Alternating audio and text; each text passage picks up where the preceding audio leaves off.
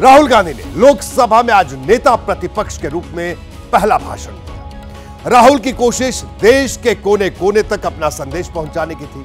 उन्होंने जिस तरह बार बार मजबूत विपक्ष की दुहाई दी, उससे साफ हो गया कि 5 साल पहले के मुकाबले अब स्थितियां बदल चुकी हैं। कहने को तो राहुल अध्यक्ष की तरफ मुखातिब थे, लेकिन संदेश और संकेत सरकार की तरफ साफ तौर पर थे। I'd like to congratulate you. Speaker sir, it is very important that cooperation happens on the basis of trust, that you will allow us to represent our voice. You will do your duty of defending the Constitution of India. Speaker sir, Lok Sabha में नेता प्रतिपक्ष के रूप में राहुल ने अपना पहला भाषण अंग्रेजी में दिया। कहने को तो ये नए अध्यक्ष के लिए बधाई संदेश की तरह था, लेकिन इसमें कई संकेत थे। लग रहा था जैसे अध्यक्ष की तरफ मुखातिब होकर राहुल गांधी सरकार को सीधे सीधे संदेश दे रहे हों। संदेश ये कि इस बार विपक्ष अपनी आवाज दबने नहीं देगा।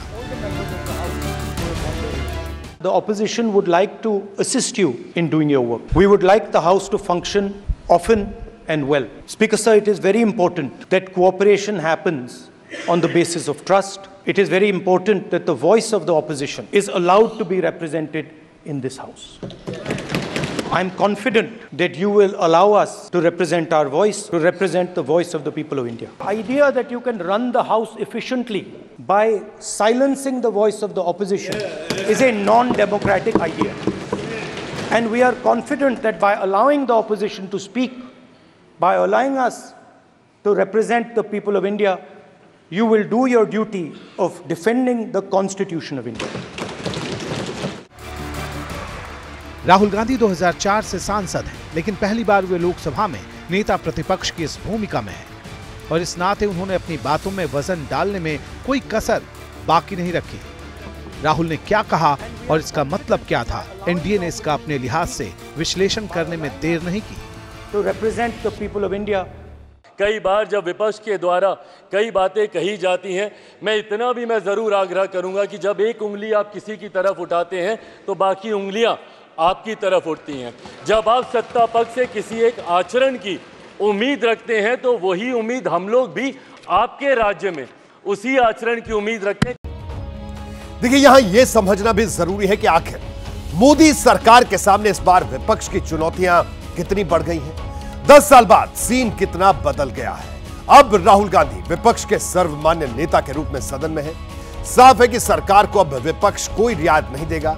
हर मोर्चे पर सरकार को परीक्षा देनी होगी। 1 दशक तक जो चला वैसा अब नहीं चलेगा। सरकार एक तरफा फैसले नहीं ले पाएगी। संविधान बचाने का नैरेटिव मजबूत किया जाएगा। दलित हित पर विपक्ष का ध्रुवीकरण जारी रहेगा।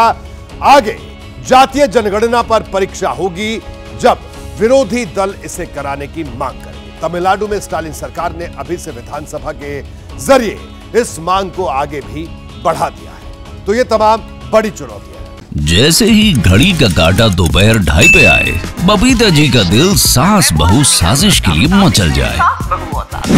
और ये है इनकी बहू, पूरे दिन ऑफिस की टेंशन हो जाए गॉन जब ये करें अपना फेवरेट शो फ्री टाइम पे ऑन। इनकी तरह आप भी देखें अपना फेवरेट शो अपने टाइम पर और डाउनलोड कीजिए एबीपी लाइव ऐप अपने स्मार्ट टीवी पर।